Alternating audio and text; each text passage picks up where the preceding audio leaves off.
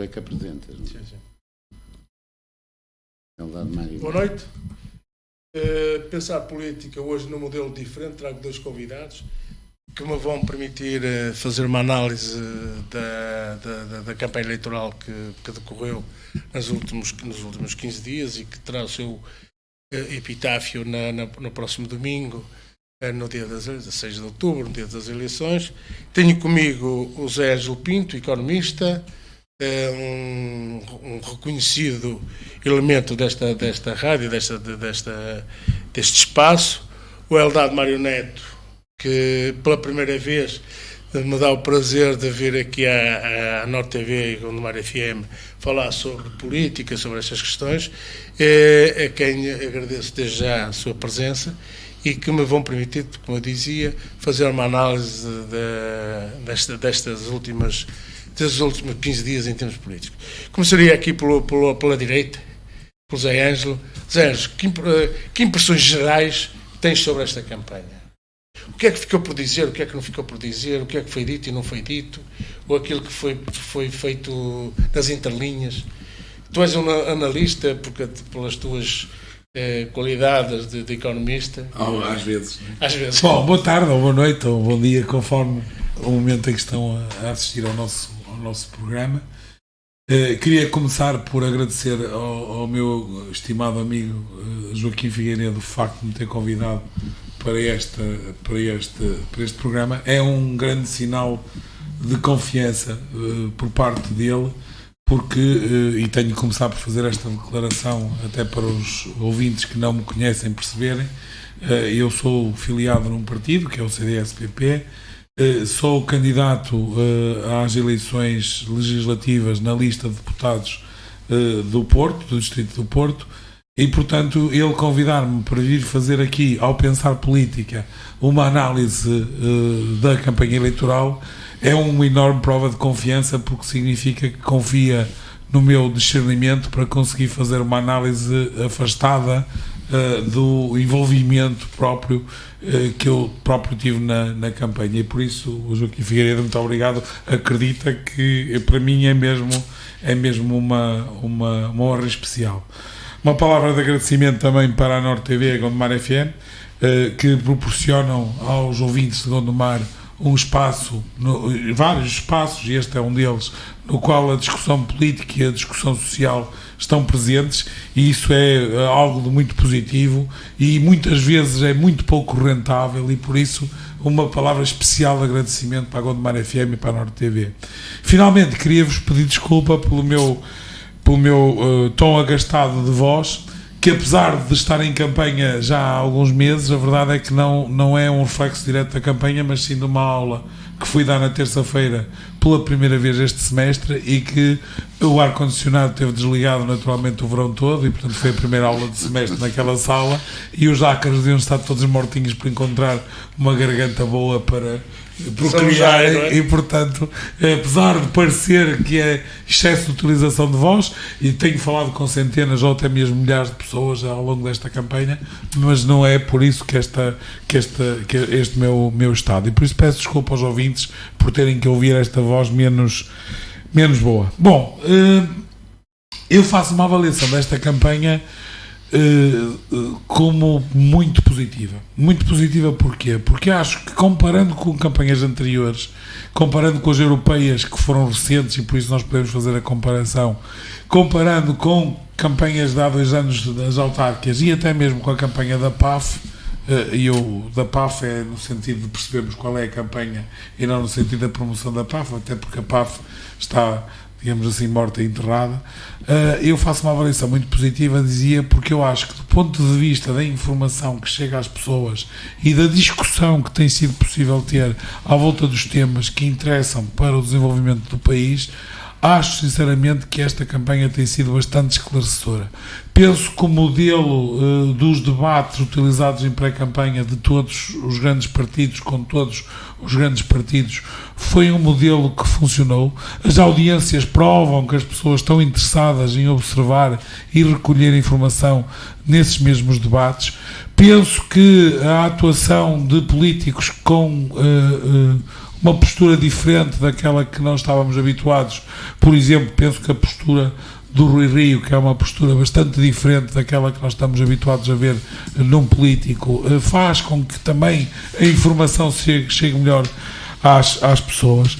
Penso que há momentos na campanha propriamente dita de contacto com a população em que de facto as pessoas querem nos transmitir problemas concretos do seu dia-a-dia e acabam por o fazer procurando de alguma maneira que o palco seja esse, e é pena porque no nosso sistema político isso não está bem previsto, porque os eleitos estarem mais vezes em contacto com os eleitores, penso que seria uma medida boa para conseguirmos aprofundar a democracia. Neste processo eleitoral, até mesmo o surgimento de muitos pequenos partidos, dizemos que são pequenos face às sondagens e não face aos resultados, até alguns deles até podem vir a ser muito grandes. Penso que até isso, do ponto de vista da campanha política, tem sido esclarecedor, porque tem sido possível ouvir as suas ideias, tem sido possível a quem esteja especialmente interessado neste ou naquele estilo de campanha, ou neste ou naquela ideologia, tem sido possível a estas pessoas aprofundarem o seu conhecimento sobre esses pequenos partidos, e portanto penso que a esse nível também tem sido muito esclarecedora. Também uma palavra especial para a comunicação social. Eu penso que a comunicação social hoje é uma comunicação social que já tem um grau de maturidade muito elevado em relação às campanhas políticas e, portanto, conseguem fazer um acompanhamento e uma divulgação daquilo que acontece nas campanhas de uma forma bastante mais profissional e bastante mais enfática e até mesmo bastante mais detalhada do que acontecia no passado. Mesmo algumas televisões que são apontadas como tendo alguma agressividade do ponto de vista dos conteúdos, acabam por perceber, por exemplo, quando a campanha eleitoral visita uma instituição ou uma empresa ou conseguem perceber muito bem as imagens que devem colocar, e acabamos por promover também ao longo da campanha aquilo que é nosso, aquilo que é Portugal, aquilo que somos capazes de fazer e aquilo que somos capazes de desenvolver. Claro que eu agora eu pedia-te para parares um bocadinho, para descansar a voz, e falava aqui com o Eldado para também receber dele, porque disseste muitas coisas que se precisas checar, que sei que tu que vais checar. Se dás o microfone aberto, não me calma. Eu sei, já te aguentei várias vezes. Portanto, sei por isso é que tentei cortar um bocado a palavra. Bem, assim, também o essencial eu já tinha dito. Quer dizer, eu penso sinceramente que esta é uma campanha eleitoral, por isto só para terminar e já passo a palavra, por outro lado, que também tem sido muito positivo. Ou seja, as ideias que estão a ser mostradas pelos diferentes partidos é no sentido de melhorar o país, é no sentido de melhorar as oportunidades e a forma como o país pode vir a funcionar no futuro. E isso eu penso que é bom, porque campanhas políticas em que apenas se procura destruir os adversários e destruir tudo o que anda à volta das ideias que são diferentes das nossas também não são uma boa forma de fazer política. Eldado, tens a palavra. Embora esta parte deva ser um pouco mais escalpelizada à frente, porque houve aí quem tenha tentado fugir a esse, que eu aprecio o que tu disseste, é esse princípio que é a campanha ser mais esclarecedora do que de uma campanha de facto, de coisas menos boas. Eldado, tens a palavra. Muito obrigado.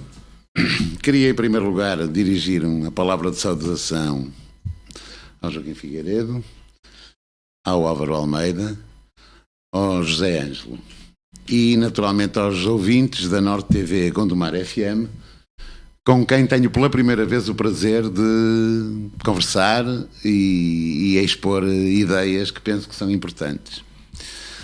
Eu ouvi atentamente aquilo que disse o nosso amigo José Ângelo.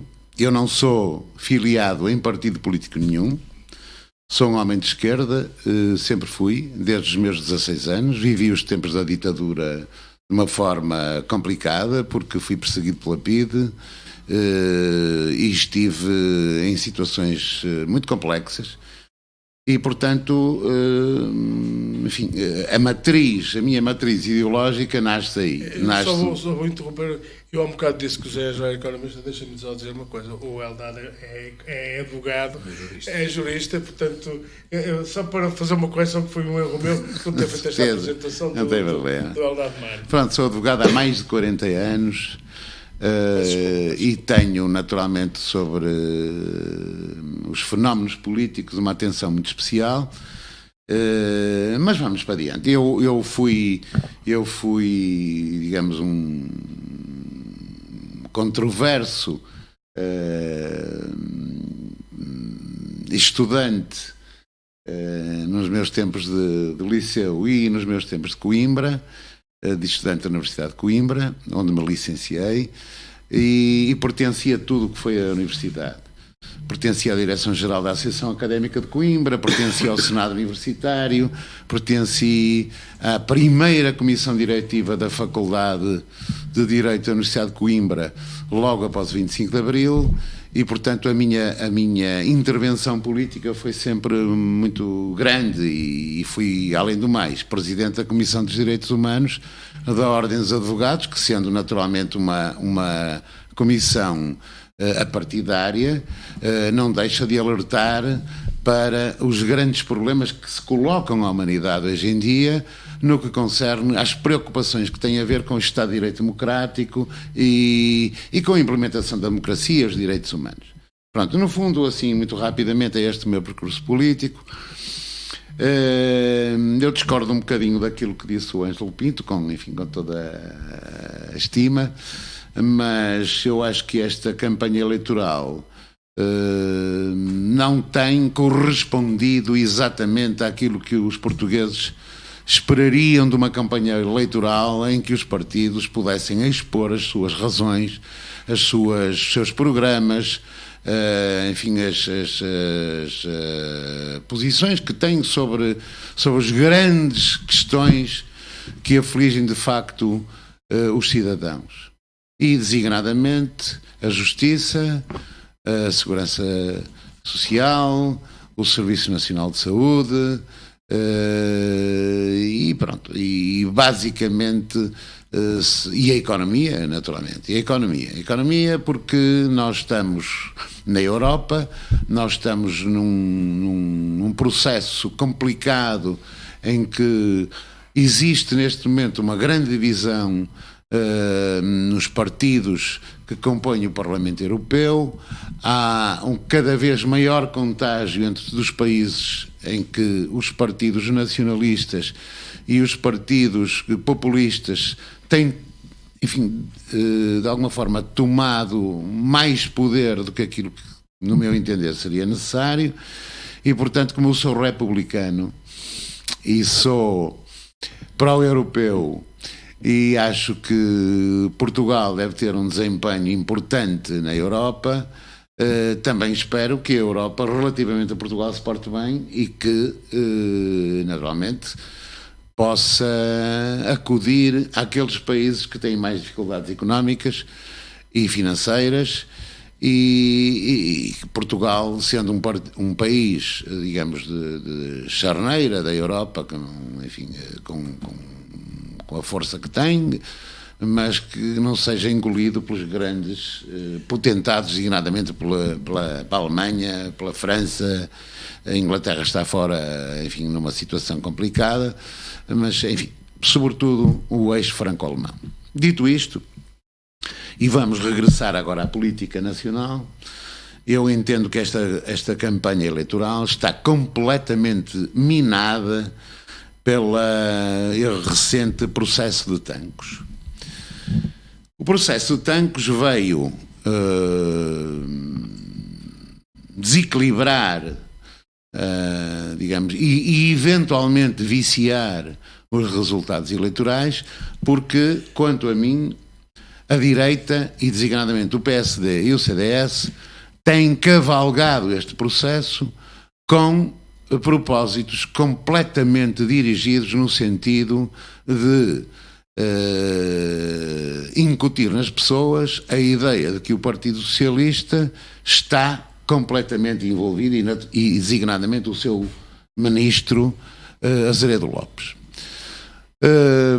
Por graça, diria apenas que o Dr. Azeredo Lopes está no governo, sendo que foi recrutado da Câmara Municipal de Porto porque era o chefe de gabinete do Dr. Rui Moreira, o que tem alguma graça no meio disto tudo. Mas entendo que está minado, porque a comunicação social não tem feito outra coisa senão dirimir este problema em todos os seus ângulos, e a direita parlamentar, e designadamente o CDS e o PSD, agarraram-se a isto como enfim, desesperadamente, para tentar retirar votos ao Partido Socialista, e eu não sou do Partido Socialista, como já disse, nem de partido nenhum. Mas confesso que esta situação para mim tem sido desagradável, porque tem descentrado a luta política dos grandes problemas que afetam os cidadãos, como a saúde, a justiça, etc. É verdade. Começaste agora a dizer uma coisa que eu gostaria de mais centrar a nossa conversa nesse aspecto, no aspecto da saúde. Achas que... Eu agora passo aqui para o Enzo, para te deixar acalmar um bocado a voz. Achas que foi esclarecedora as intervenções dos partidos quando se fala em Serviço Nacional de Saúde?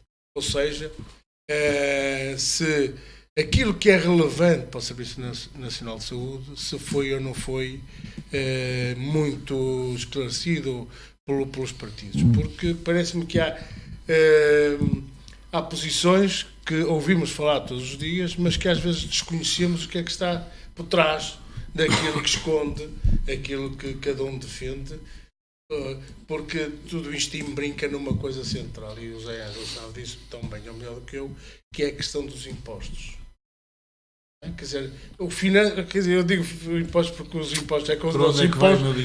Onde é que vai o meu dinheiro? É com os meus impostos, com os nossos impostos que nós financiamos a educação, a saúde, a justiça, não sei o que mais. Achas que tem sido... Assim, eu acho que o tema tem sido ou é muito ideológico aquilo que é ideológico, claro que é ideológico. Tem um problema sério. A ideologia, no caso do Serviço Nacional de Saúde, prejudica fortemente as soluções encontradas. Veja-se a perseguição, entre aspas, que é feita à iniciativa privada na saúde por parte da chamada geringonça, não é? Mas para lá disso, o Serviço Nacional de Saúde neste momento está com um déficit, se não me engano, de cerca de 2 mil milhões de euros que faltam, que está abaixo não em termos orçamentais, em termos de execução, não é? Que é o que interessa.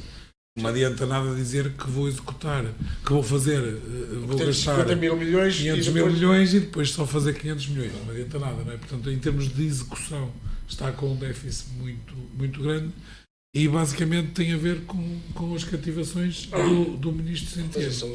E isso na campanha eleitoral eu concordo que não tem sido suficientemente gritado. Ou seja, eu sou da opinião que devíamos, quem tem que gerir as campanhas eleitorais e o discurso dos dirigentes, deveria de alguma maneira fazer uma chamada de atenção mais forte para essas circunstâncias. Por um lado as cativações e por outro lado a deficiente execução de despesa. Por outro lado, claro que quando, por motivos também especialmente para garantir o equilíbrio de forças que a geringonça precisava, se reduziu os horários de 40 para 35 horas, isso perturbou seriamente muitos dos serviços que dependiam do Serviço Nacional de Saúde, sendo certo que nós estamos de opinião que o trabalho deve ser pago e deve ser valorizado, e portanto isso não está aqui em causa, mas teria sido mais correto ter optado por um caminho de reposição em vez de se repor tudo de uma vez. Ao repor tudo de uma vez, isso criou perturbações muito sérias no Serviço Nacional de Saúde, que ainda hoje estão patentes. Basta ver quanto tempo é que esperávamos por um médico em 2015 e eu tenho casos concretos de pessoas que posso indicar, de familiares, que em 2015 iam ao médico da Caixa, entre aspas, e esperavam 1h30, 2 horas pela consulta, e que agora esperam 7 e 8 horas. Temos casos concretos de pessoas que vão para as urgências e que esperavam 2, 3 horas e que agora esperam 7 e 8. E, portanto, de facto, o Serviço Nacional de Saúde está a funcionar muito pior do que estava em 2015 e ninguém faz muito barulho à volta disso. Ao mesmo tempo... Eu, antes de continuar, porque ias pegar um ponto que é engraçado, que eu gostaria de pegar nele mais tarde, porque de facto há uma campanha um bocado... não direi campanha, há um conjunto de informações... Posso só dizer uma palavrinha sobre Tancos? Eu acho que Tancos tem um... Assim... Tancos é um dos problemas sérios que a Geringonça teve ao longo dos 4 anos de governo. E claramente não se soube gerir. A própria acusação do Ministério Público, não sei se o doutor Eldad teve a ocasião de ler a acusação. Não é doutor, é Eldad. Não, é só no sentido da jurista do termo, não é? Porque se fôssemos todos começar a tratar-nos por doutores, não saímos daqui hoje. É no sentido que o Eldad tem uma opinião muito mais concreta e correta do que a minha, de certeza, quando é uma acusação do Ministério Público, porque ele para mim e portanto terá que ter obrigatoriamente, e portanto era nesse sentido que eu estava a fazer ênfase no título. É que de facto aquilo que resulta da acusação é um emaranhado, do que eu percebo, de confusão entre aquilo que é o roubo propriamente dito, que é um problema sério, entre o encobrimento do roubo, entre a recuperação das armas e o encobrimento, ou melhor, o descobrimento que se tentou ser de uma determinada maneira das armas. Eu não acredito, sinceramente, que o Sr. Ministro da Defesa tivesse na altura conhecimento do prévio do roubo, quer dizer, acho que isso seria muito... Não, quem teve foi o Ministério muito Público. Grave, não é? Do roubo. Quem teve foi o Ministério Público. Conhecimento prévio do roubo. Prévio do roubo. Quer dizer, eu, como lhe digo, desconheço tecnicamente a questão. Agora, que há na acusação que há uma confusão entre estas três coisas, pelo menos, há. Agora, também me parece que é muito claro, se os termos da acusação, e aqui eu vou repetir o que disse o líder do PSD, se os termos da acusação estiverem corretos, de facto, há uma circunstância política em que os deputados foram, digamos assim, informados com uma mentira concreta. Ângelo Pinto, mas isso é preciso estar um bocadinho dentro do processo para poder perceber essa matéria. Certo, mas eu não, além de não estar dentro do processo, eu não sou jurista. Portanto... Isto começa com uma participação ao Ministério Público, e o Ministério Público já sabia há muito tempo de que isto ia dar-se. Mas como a denúncia teve de ser anónima, mas razões... as armas já lá não estavam. Não. Ainda antes de se perpetrar o roubo. A denúncia foi feita anonimamente. Mas eu sei quem a fez. E, portanto, mas para não pôr, enfim, as pessoas assim em xeque, eu sei que o Ministério Público soube disso muito antes, ainda no tempo da doutora Joana Marques Vidal. Aliás, minha querida amiga, e por quem eu tenho muita consideração, porque estive com ela em inúmeras conferências na Ordem dos Advogados e conheço-a bem, é uma pessoa porque eu tenho muita estima, mas gerou-se aqui uma questão complexa, que foi na luta entre a Polícia Judiciária e a Polícia Judiciária Militar. Havia um problema de competências. Ora bem, o que é que aconteceu? Isto assim muito sumariamente para as pessoas, enfim, que não estão a perceber. Eu acho que é importante, porque até agora ainda ninguém conseguiu explicar o que é que foi perceber, por 2 mais 2 igual a 4. Sim, mas preciso perceber, ao Ângelo Pinto, o contexto em que nascem as mensagens do Azeredo Lopes com o outro deputado do Partido Socialista. Aliás, o Azeredo Lopes francamente nem sei se é militante do Partido Socialista, creio que não. E ela, aliás, era muito mais próximo do PSD, CDS. Bom, de qualquer forma, esta mensagem, no meu entender, traduz na altura, e isto é preciso contextualizar, um certo regozijo do Ministro da Defesa quando sabe que as armas iam aparecer. E é evidente que há 2 ou 3 procuradores da República, no Ministério Público, procuradores gerais adjuntos, que inclusive propõem que o Sr. Presidente da República e o Sr. Primeiro-Ministro vão depor. Sejam ouvidos. O diretor do CIAP entendo que não é necessário, até por causa dos cargos que ocupam e, enfim, dando... Mas o argumento também não é bom, a doutora. Sim, mas eu não digo que o argumento é bom. Não é bom, porque eu não dizer assim, não vamos ouvi-lo, porque eles estão nos mais altos cargos da nação, quer dizer, não, sim, mas não é um bom argumento. Eu também acho que essas situações... Há uma coisa a favor daquilo que diz o Zé Ângelo, é que não é um grande argumento, porque o Sr. Presidente da República é o chefe-maior do Estado... é o chefe do Estado-Maior-General das Forças Armadas. E é, além de mais, um distinto jurista também. E o Primeiro-Ministro não é só...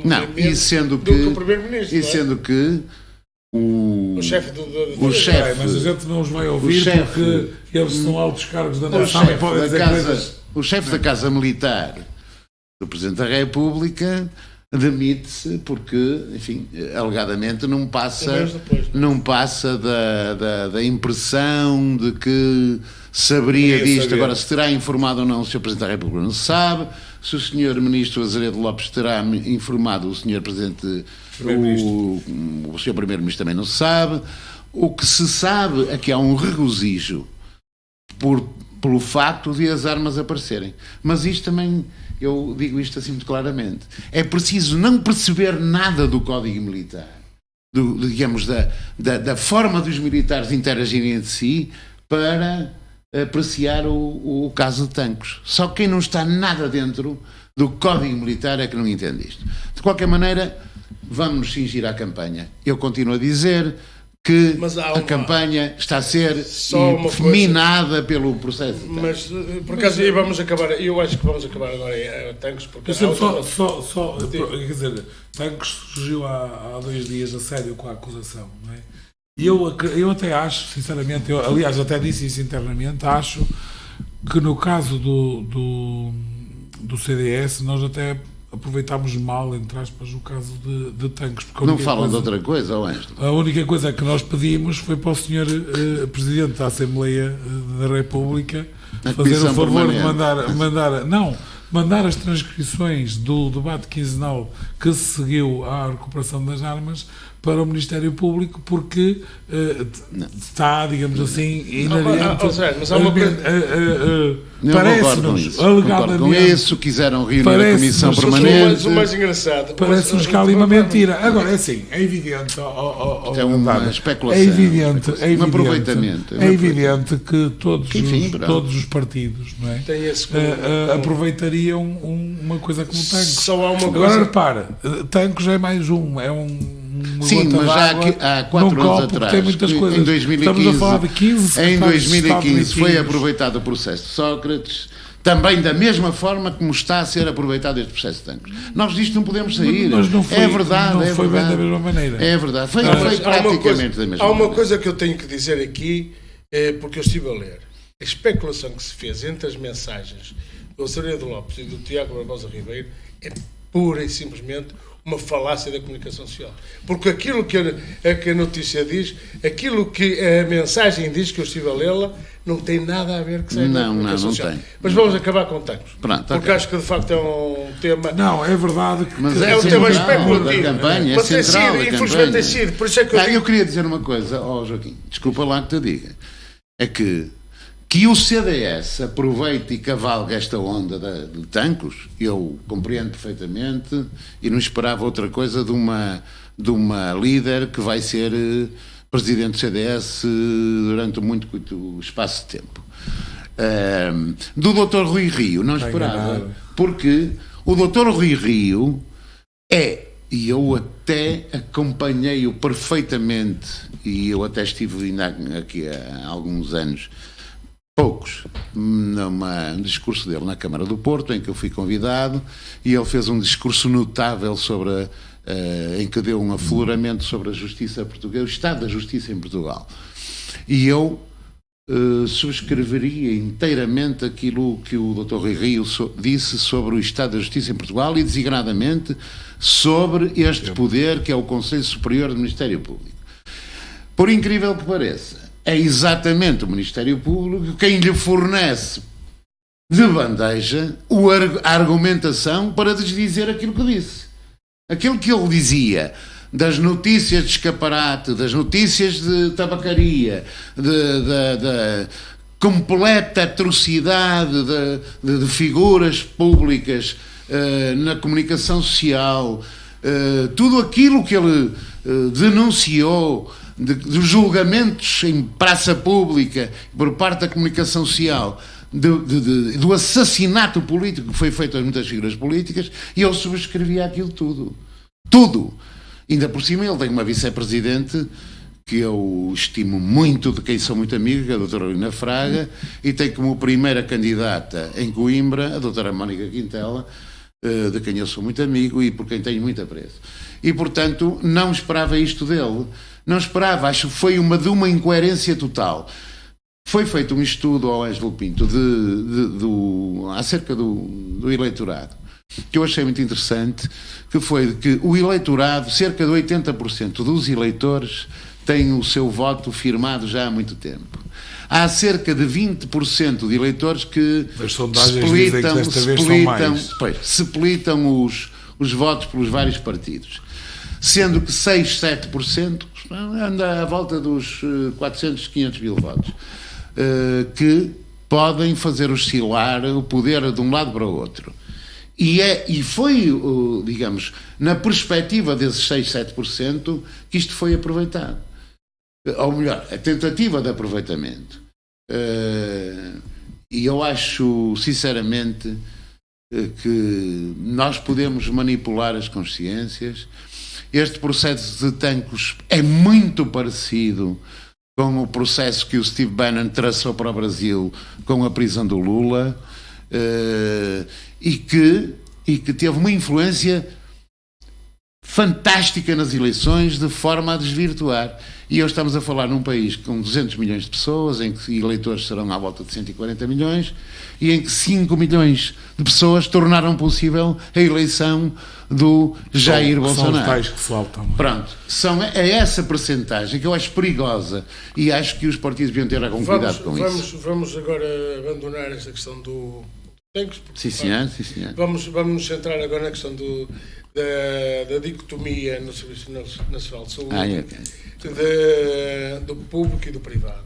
Se é certo que a direita defende um Serviço Nacional de Saúde misto. Ou seja, um Sistema Nacional de Saúde e não um Serviço Nacional de Saúde, onde os privados têm a sua influência, haverá alguma esquerda que defende um Serviço Nacional de Saúde pura e simplesmente público. Eu acho que não tenho nada a queixar. Zé, por que razão? Porque eu estou aqui numa tentativa de moderação, embora tenha a minha própria opinião.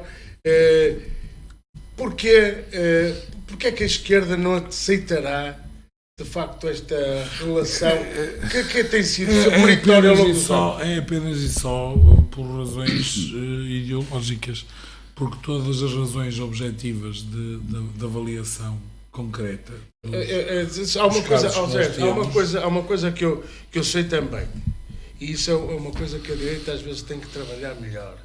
É que, de facto, os privados na saúde têm feito uma coisa que é não receber os casos mais complicados na gestão. Isso tem sido algumas vezes denunciado e outras vezes... É uma falácia, quer dizer, assim... É evidente que, havendo um Serviço Nacional de Saúde que tem um investimento público de muito expressivo e que proporciona uma rede que funcionava relativamente bem, ou pelo menos melhor do que está a funcionar agora, de certeza absoluta. É evidente que os casos em que o custo do tratamento é mais elevado, faz sentido, do ponto de vista económico, que sejam resolvidos pelo Serviço Nacional de Saúde, porque senão os privados, o tipo de investimento que têm que fazer para conseguir prestar o serviço semelhante não se justifica, uma vez que a concorrência do público é muito elevada e, portanto, o que eu quero dizer com isto, se é preciso, por exemplo, para concretizar, é preciso investir numa máquina que custa 500 milhões de euros, por exemplo, não é?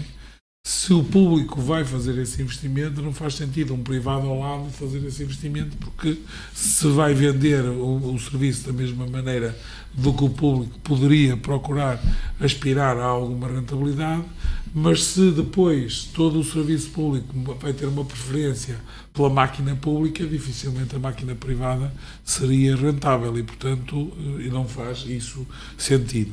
O que acontece é que em quase a maioria das cirurgias, das operações que as pessoas precisam de desenvolver, elas feitas no privado ficam, do ponto de vista apenas e só económico, mais baratas do que se fossem feitas no público. Isto são contas que estão publicadas, não é?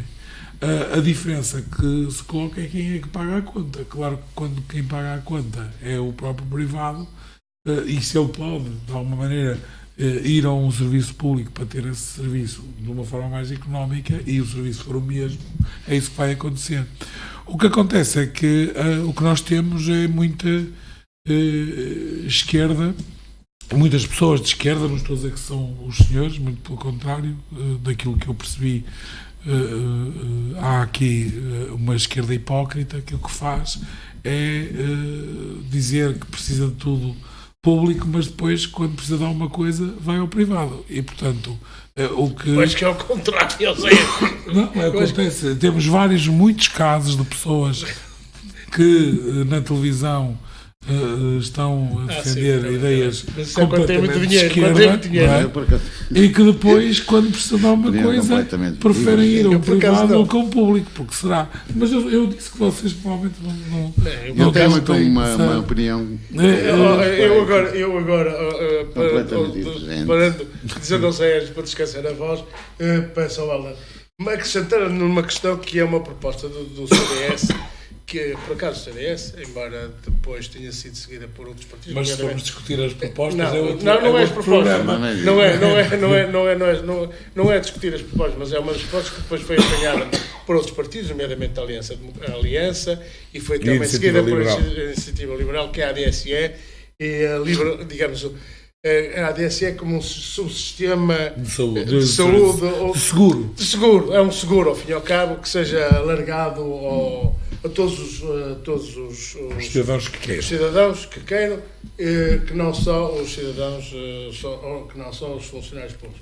Pegando na questão do Serviço Nacional de Saúde e a sua gestão pública ou privada, e a questão da ADSE, se seria compatível uma ADSE alargada a toda a população. Só muito rápido. A própria ADSE recorre com muita frequência a serviços privados. Só recorre praticamente. Só recorre a serviços privados. Não é verdade, mas está bem. Mas só praticamente só 80 ou 90% recorrem a serviços.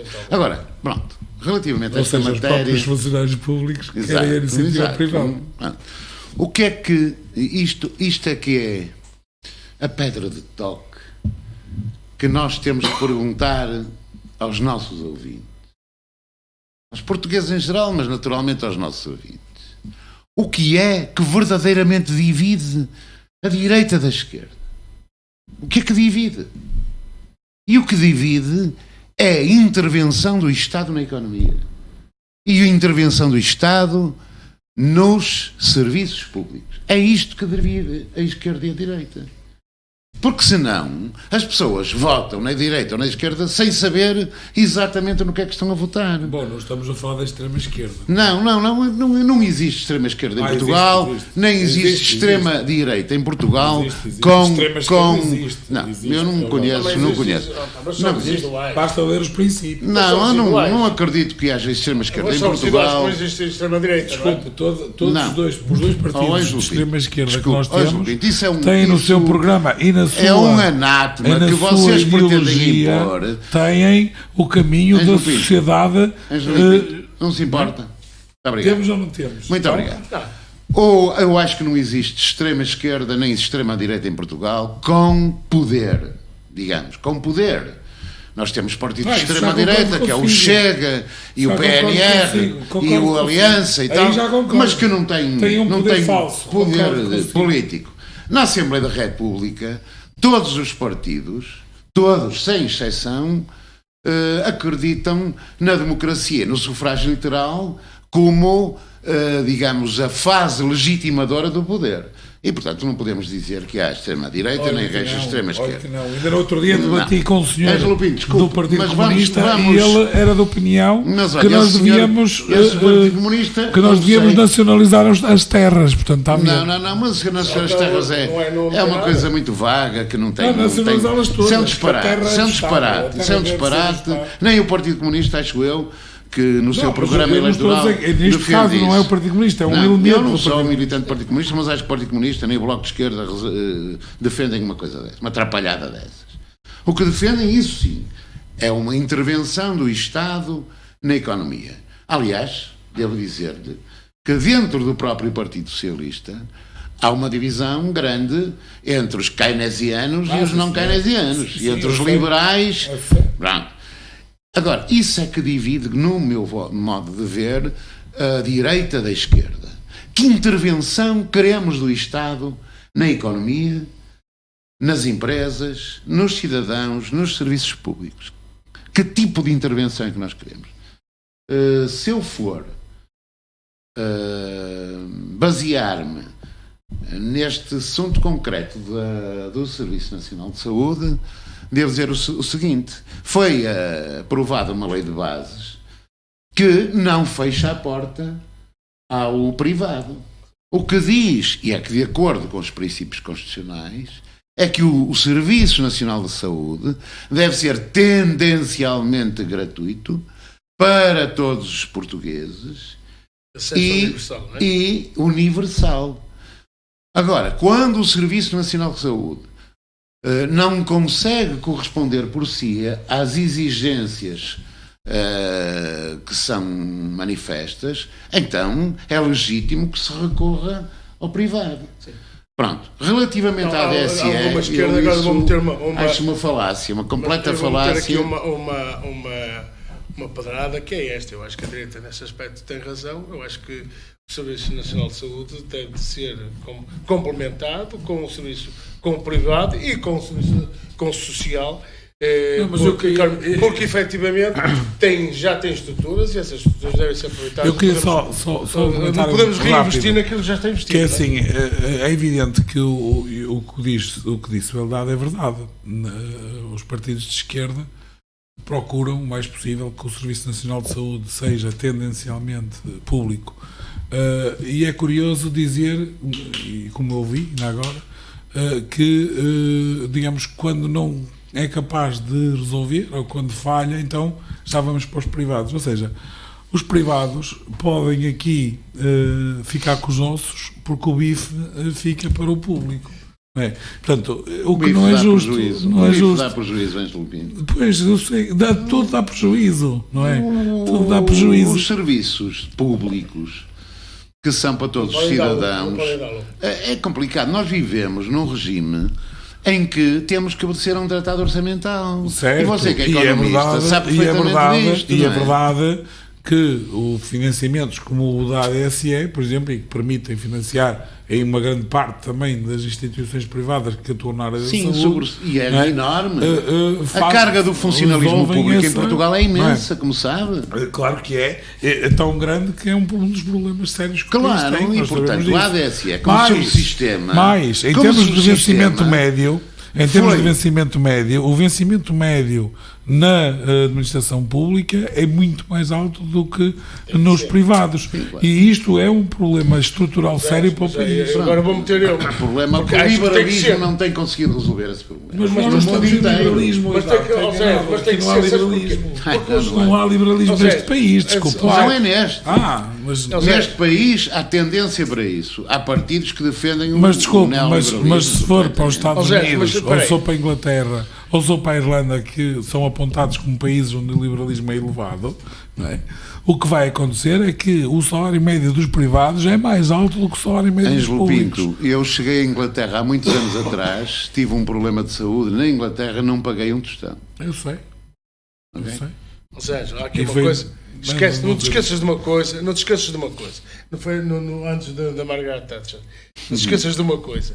É que, de facto, o salário médio na função pública é maior que no privado, porque não te esqueças que tu tens no salário, no público, tens os médicos, tens os juízes, tens os professores, tens toda gente bem qualificada. Eu não estou a discutir isso. Eu não estou a discutir por isso é que é uma razão. Por exemplo, o que eu estou a dizer, eu não estou mais, também não estou contra isso. Não, okay?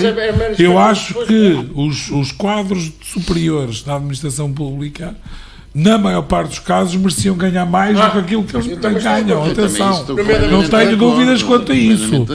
É que os ordenados aos vencimentos dos deputados, até mesmo dos senhores ministros e secretários de Estado, etc. Quer dizer, o custo social que existe para exercer um cargo destes não é bem compensado pela remuneração. E isso é um problema que o país tem. Sim, claro. Eu também aí estou de acordo consigo e até lhe devo dizer que nós temos vencimentos de professores catedráticos, mesmo já para não falar dos professores de ensino secundário, professores catedráticos, que eu estou a falar em causa de médicos e especialistas do IPO, dos hospitais centrais, que são especialistas, quer dizer, que têm ordenados absolutamente inacreditáveis. Quer dizer, eu não admito que se... Exato, não admito que o governo tenha aumentado os vencimentos dos senhores juízes e dos senhores magistrados e que se tenha esquecido dos professores e dos médicos, etc, etc. Não, quer dizer, é claro que os magistrados e os juízes são em muito maior número que os outros, não é?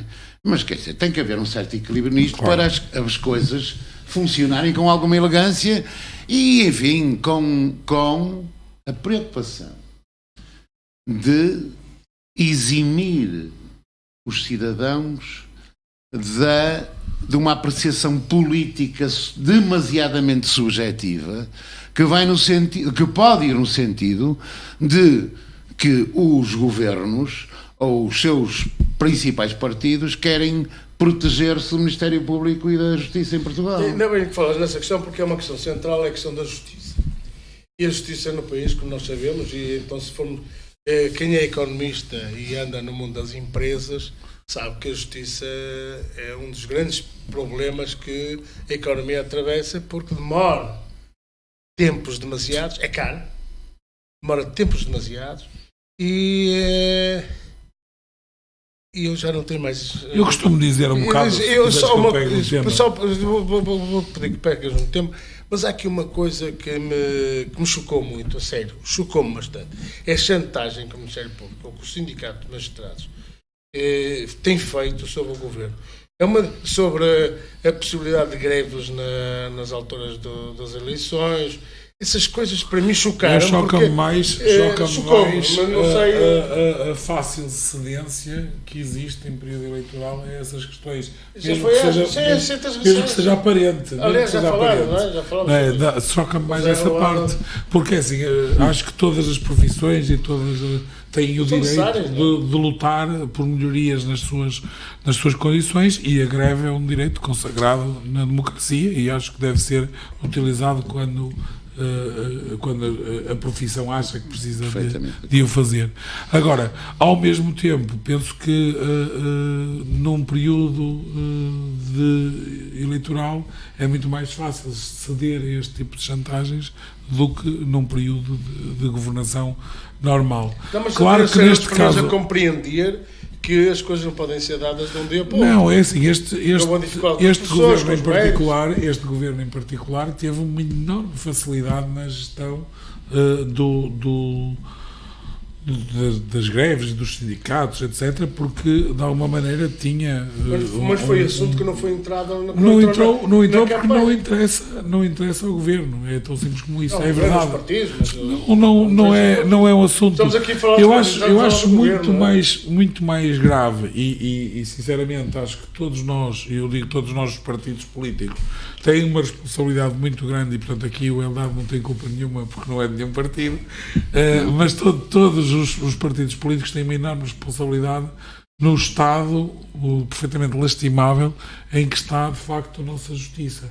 É verdade que procurou-se melhorar alguma coisa nos processos, alguma coisa na organização, e os sistemas informáticos que hoje os tribunais têm não têm nada a ver com o que tinham há 20 anos ou que tinham há 40, muito menos, e portanto há 40 não havia nada, e hoje temos sistemas informáticos relativamente funcionais, mas ainda há dias, e mais uma vez o Eldado poderá concordar comigo ou não, há dias me diziam que um acordo feito entre as partes num tribunal depois obrigava a imprimir o processo todo para que as partes pudessem assinar o acordo para ficar validado. Ou seja, o seu juiz não aceitava a palavra das partes como suficiente para que o acordo pudesse ficar registado e escrito, obrigava a imprimir. Depende.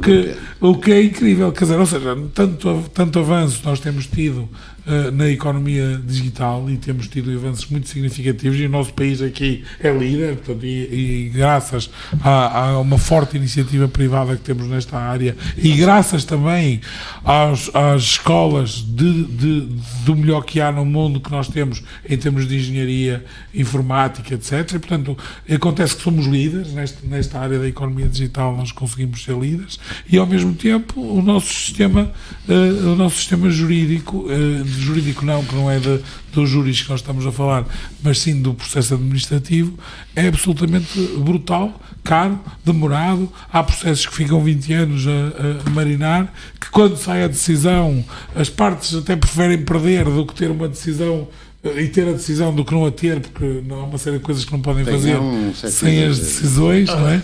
E portanto... E mais, eu dizia que todos os partidos políticos têm culpa neste estado de coisas.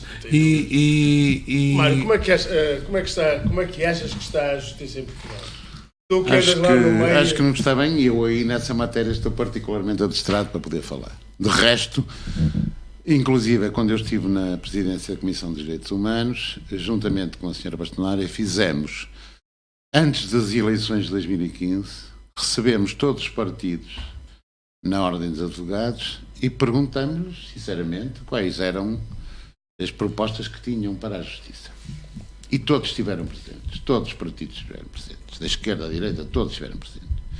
Agora, a Justiça tem vários grandes problemas. O principal problema são as superestruturas.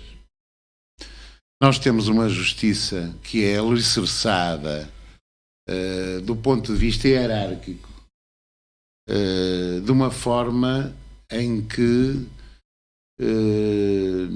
no sentido de proteger chamado princípio da separação dos poderes, deixou-se um pouco à deriva os poderes corporativos da justiça. E deixou-se um pouco à deriva porque se entendeu que, e bem ou mal, enfim, mas enfim, a justificação é válida. O princípio da separação de poderes entre a política e a justiça é uma coisa importante. E acha que está... E eu entendo, Ângelo Pinto, eu entendo que é assim. Para mim, a casa máter da democracia em Portugal é a Assembleia da República. A Assembleia da República, para mim, é que tem a responsabilidade de ver exatamente como há de administrar este poder da justiça. Designadamente o Conselho Superior da Magistratura e, sobretudo, o Conselho Superior do Ministério Público. Neste particular, devo dizer-lhe que eu abraço completamente as teses do Sr. Dr. Rui Rio relativamente à justiça. Imaginei que fizesse isso. Relativamente à justiça, também cumpro dizer isto é da mais elementar justiça. A justiça nos tribunais na maior parte dos tribunais, é feita pelos advogados oficiosos, que são quem cumpre os desígnios constitucionais da administração da justiça. E estes advogados oficiosos são miseravelmente pagos. Tardiamente às horas, mas enfim, sobretudo miseravelmente pagos, sendo que a justiça para a maior parte dos cidadãos e sobretudo pela classe média e média alta, são extremamente caros. Ora bem, isto também vem a propósito de um outro assunto que falaste e que o Ângelo também falou, que tem a ver com os impostos. Todavia, eu não posso escamotear que o governo anterior, da qual o seu partido é particularmente responsável, retirou uma grande receita da Caixa de Previdência da Ordem dos Advogados e da Ordem dos Advogados, através da Sra. Ministra Paula Teixeira da Cruz, com o apoio do CDS, que retirou a procuradoria que os cidadãos pagavam quando decaíam nas suas ações, naturalmente, e que constituía a receita da Ordem dos Advogados e da Caixa de Previdência da Ordem dos Advogados e Solicitadores. E isso foi uma machadada incrível no subsídio das pessoas, e são muitos milhares de advogados, que se dedicam ao apoio judiciário.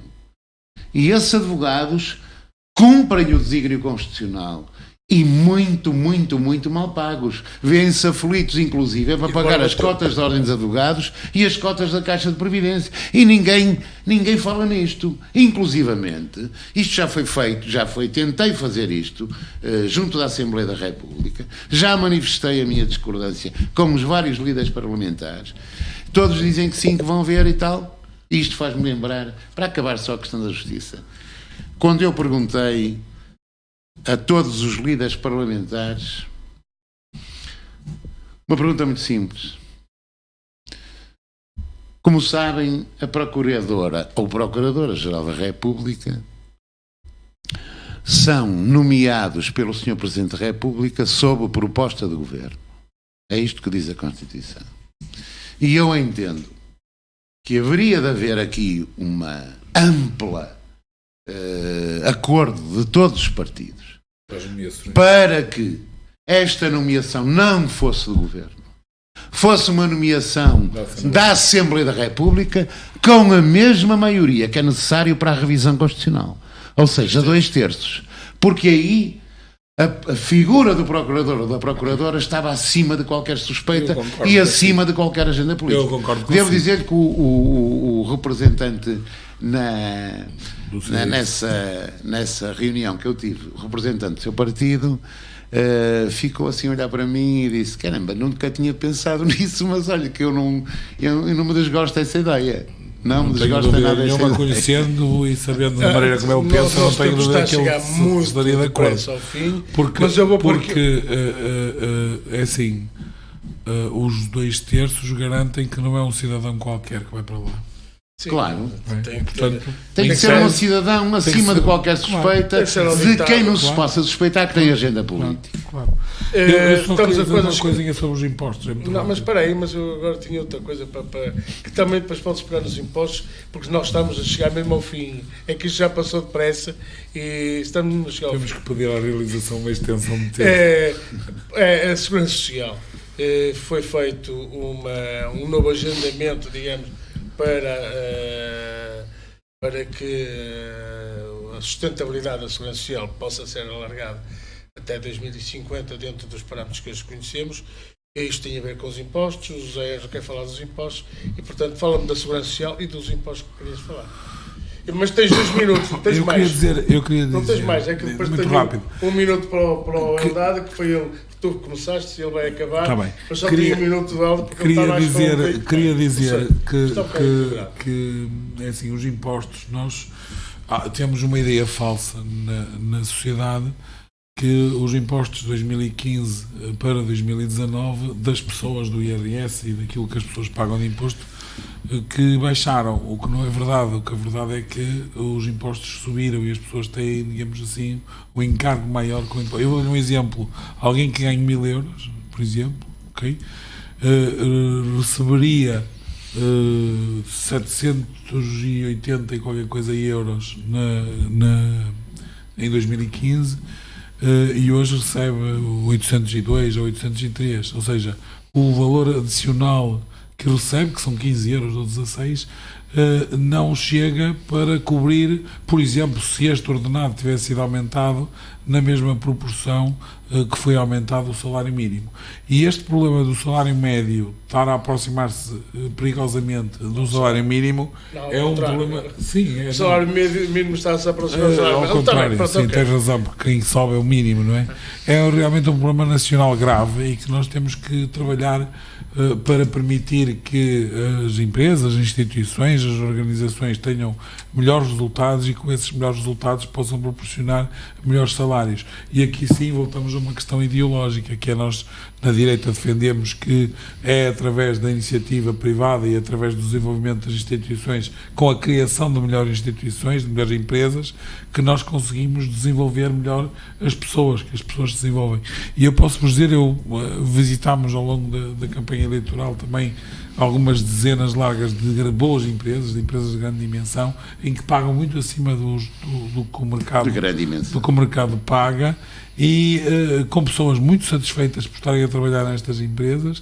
Porquê? Porque estas empresas são empresas que conseguiram basicamente exportar e colocar os seus produtos, os seus serviços no mercado internacional, porque se só no mercado nacional não tinha hipótese. E depois nós precisamos urgentemente de uma revisão completa do sistema de impostos. Duas coisas muito simples. Eu discordo frontalmente do meu querido amigo Ângelo Pinto. Se você quiser, a gente faz este programa às vezes. Eu tenho tudo. Pronto, discordo frontalmente. Gosto de discutir com pessoas que apresentam há muito tempo que se tenta confundir a carga fiscal com a receita fiscal. É evidente que quanto maior for a receita fiscal, a carga fiscal também é maior. Porque se há mais gente a descontar para a Segurança Social, naturalmente que o cofre da Segurança Social engorda, não à custa de um aumento de impostos, mas à custa de haver mais emprego e, portanto, mais pessoas a contribuir para a Segurança Social. Pronto, posto isto, eu ainda me recordo... Per capita. Eu ainda me recordo de que a direita, durante o governo anterior... a carga fiscal aí sim foi imensa, baixamento de pensões, salários. Pois eu sei a razão, a bancarrota e tal, eu sei a razão. Mas as pessoas esquecem. Mas já foram para além da Troika, mas quando o Cedro diz isso, as pessoas lá em casa. O problema é este: a direita defende claramente a liberalização dos despedimentos. Claramente. E a esquerda não. E o que acontece é que o PS aqui dá um bocadinho para os dois lados. Dá um bocadinho para a esquerda, mas ao mesmo tempo... A nossa reforma laboral ainda não foi alterada. Permitiu flexibilizar um pouco determinadas relações laborais importantes, designadamente a tempo de duração dos contratos a termo e naturalmente aumentando o trabalho precário. Nós neste momento vivemos muito, Portugal vive muito, do acréscimo do turismo, porque veio dar emprego a muita gente, mas esse emprego é flutuante. É o acréscimo do turismo e é o excesso de imposto sobre os Caros amigos, foi um prazer ter-vos cá. O nosso tempo acabou. Gostei muito de estar convosco e um dia destes vamos convidar para uma conversa, mas aí mais ideológica do que propriamente numa análise. Não, eu acho que a ideologia deve ser concretizada, senão sim. Não, mas não é isso que eu queria dizer. Eu queria que esta foi uma tentativa não conseguida de falarmos sobre a campanha eleitoral. Mas a culpa é do moderador, desculpa. Também é verdade. Também é a primeira vez que o estou a fazer. Agradeço imenso a vossa presença. Obrigado. Foi um prazer falar convosco. Estou muito grato e obrigado pela Então, um dia destes vamos falar de uma forma mais ideológica sobre os temas. mas ir mais livres dessa conversa. Muito obrigado pela vossa presença. Boa noite. Boa noite.